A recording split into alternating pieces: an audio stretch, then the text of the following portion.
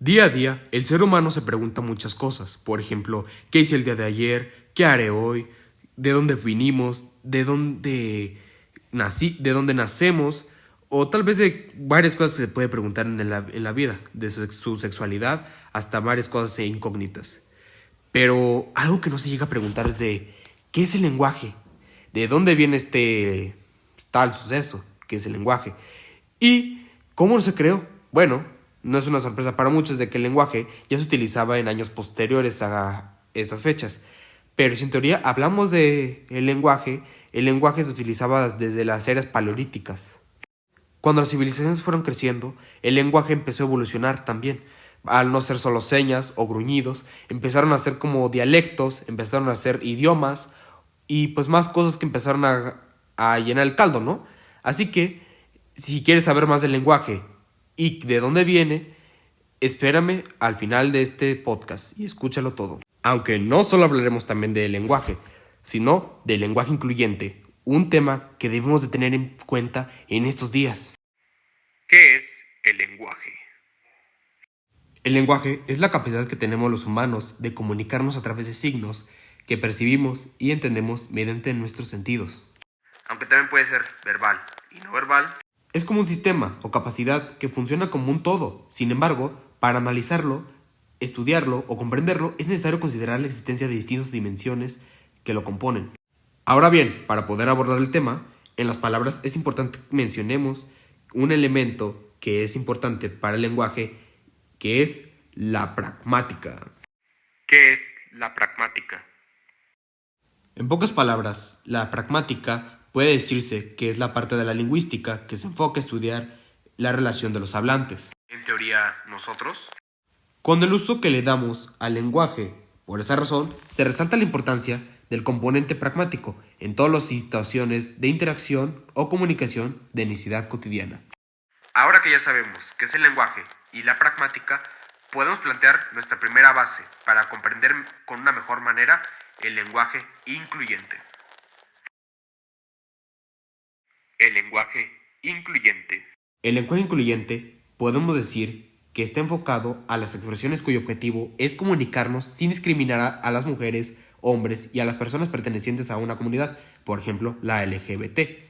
Revalorar el lenguaje oral y escrito significa poder posicionarse en pro de una cultura que está a favor de la igualdad y sobre todo de los derechos que tienen todas las personas.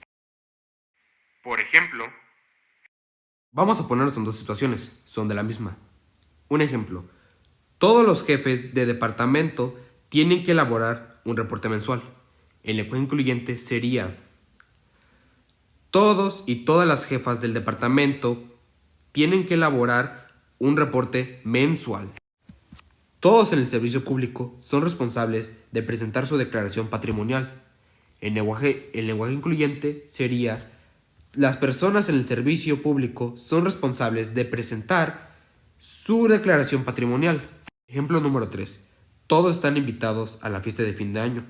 El lenguaje incluyente serían: todas y todos están invitados a la fiesta de fin de año. Ahora bien, que ya supimos diferenciar el lenguaje general y el lenguaje incluyente, podemos decir de que no hay tanta diferencia, sino simplemente es reemplazar la palabra general por una palabra que sea incluyente para toda la comunidad, como antes habíamos dicho. Pero bien, creo que tal vez eso les quedó muy claro, así que empecemos con el siguiente tema.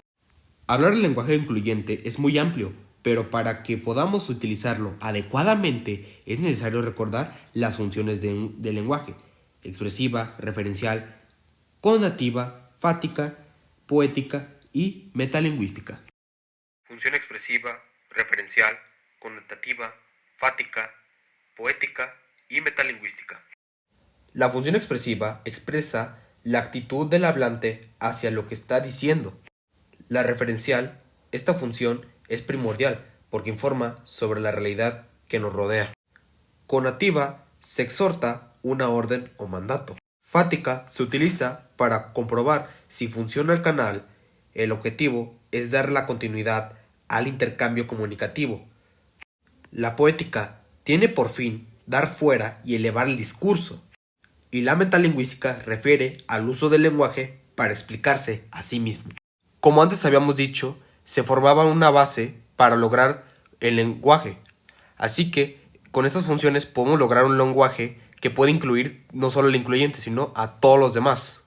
En conclusión, todos estos elementos nos ayudan para el uso correcto del lenguaje incluyente. Cabe mencionar que muchas de las veces el género masculino representa al femenino y al masculino. El género masculino es conocido por el genérico, que se dice que incluye a todos los demás géneros. No soy tu compañera, soy tu compañere. Bueno, perdón. Como pudieron escucharme, hablar el lenguaje incluyente en la actualidad es enfocarnos a no discriminar, a tratar con respeto, pero, como bien lo dice la palabra incluyente, es incluir a las demás personas. Les agradezco mucho por quedarse al final de este podcast. En verdad se los agradezco. Les doy muchas gracias, buenas noches. Mi nombre es Manuel Fabio Santillán Marrón Melejo y nos vemos para la próxima.